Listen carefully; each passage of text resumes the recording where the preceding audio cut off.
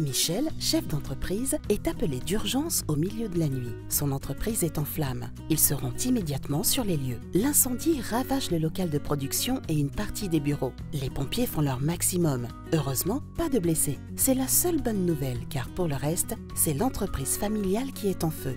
Celle qu'il devait céder à son fils dans quelques mois pour enfin partir en retraite. Le lendemain matin, Michel appelle Christian, son agent général MMA, pour l'informer du sinistre et savoir ce qu'il faut faire. Celui-ci prend immédiatement la mesure de la situation et contacte l'inspecteur sinistre matériel chez MMA. Ensemble, ils se rendent sur place dans la matinée. Et c'est toute une équipe qui entoure le chef d'entreprise avec chacun son rôle. Christian, l'agent général MMA, est celui qui connaît le mieux Michel et son entreprise. Il le rassure, son entreprise est bien garantie pour l'incendie et les pertes d'exploitation consécutives. Catherine, l'inspecteur sinistre matériel MMA, est la personne qui va coordonner l'équipe et suivre le dossier. Elle connaît bien les sinistres pros, c'est son métier.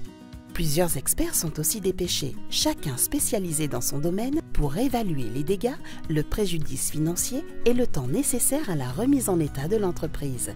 D'abord, des mesures d'urgence doivent intervenir pour protéger les lieux. Toute l'équipe MMA s'investit et en quelques jours, une opération générale de décontamination et de nettoyage est réalisée. Une partie des locaux est bâchée pour protéger le matériel qui est encore en état. Ensuite, pour régler les premiers frais, MMA verse à Michel une avance sur son indemnité. L'équipe MMA doit aussi prendre les mesures nécessaires pour que l'entreprise redémarre au plus vite. Objectif, ne pas perdre de clients, limiter au maximum la perte de chiffre d'affaires et bien sûr, réduire autant que possible le temps de chômage technique des salariés. Pour cela, l'agent et l'inspecteur se donnent comme priorité de trouver un local pour délocaliser temporairement la production de l'entreprise. Plusieurs bâtiments sont disponibles à proximité et une solution est trouvée dans une localité voisine. Michel est soulagé, c'est une très bonne nouvelle. Il faut maintenant installer rapidement l'atelier de production dans ce nouveau local. Les machines qui étaient récupérables sont envoyées en réparation et révision. Pour les autres, elles sont rachetées. Le local temporaire a été une vraie bénédiction, mais le travail de l'équipe MMA est loin d'être fini. Il faut reconstruire l'entreprise. Bâtiments, installations, équipements, ce sera finalement chose faite en 12 mois, grâce à la réactivité de tous les acteurs.